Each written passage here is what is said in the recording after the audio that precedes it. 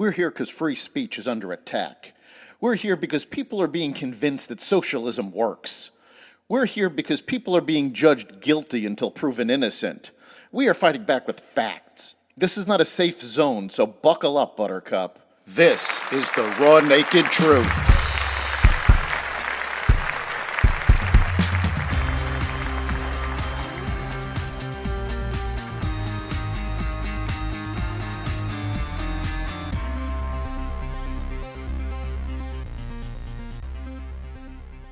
Iran strikes at Israel. The Dockworkers strike continues. The VP candidates debate and more. Welcome to the Raw Naked Truth. I'm your host, Eric Lopkin, and here's the news you need to know. Approximately 180 missiles, most of which were intercepted, were fired at Israel from Iran last night as millions of Israelis took cover in bomb shelters. A U.S. defense official said Navy destroyers in the Mediterranean Sea helped Israel shoot down the missiles. There were no reports of casualties in Israel except for one Palestinian man killed by falling shrapnel in the West Bank. Around the same time the missiles were launched, 6 people were killed and others were injured in a shooting near Tel Aviv that Israeli police described as a terrorist attack.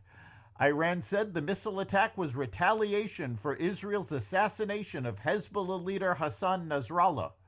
Israel vowed a significant response.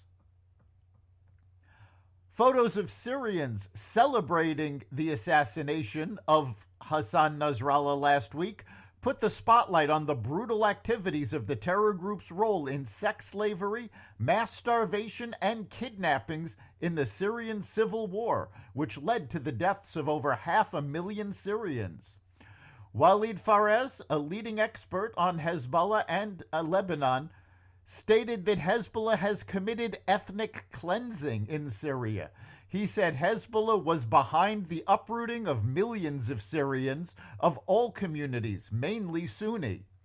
They have perpetuated rape. They have perpetuated mass sexual abuse, including keeping sexual slaves. Israel's targeted assassination of Nasrallah last weekend has prompted greater interest in the inner workings of the Shiite terrorist organization that is widely considered the de facto ruler over Lebanon. Tim Walz and J.D. Vance squared off in the VP debate. In what is likely the final debate of the 2024 campaign, the vice presidential contenders kept things civil and policy-focused, channeling most of their attacks to the candidates' running mates at the top of the ticket, not each other. Walz appeared nervous in the early stages of the night, but grew stronger when the topic turned to abortion and reproductive rights. Vance was a polished speaker across the 90 minutes of the debate. The campaigns are now in a sprint to the finish. Roughly 5 weeks remain until Election Day, and millions of Americans can now cast their ballots. Roughly 47,000 dock workers, a part of the International Longshoremen's Association, have stopped unloading containers in a debilitating strike that, depending on how long it lasts, could damage the U.S. economy, raise prices, and cost as much as $5 billion a day, according to J.P. Morgan estimates.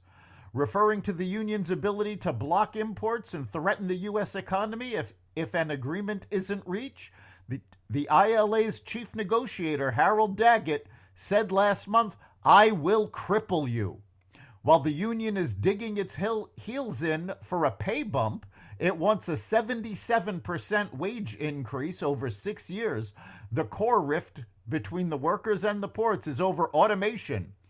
Port operators want to move into full automation, using cranes and trucks to move containers, and say that it would reduce the number of workers needed in what is considered a dangerous, chaotic, and physically taxing job, as well as lower costs on consumer goods, as well as the raw materials American manufacturers need.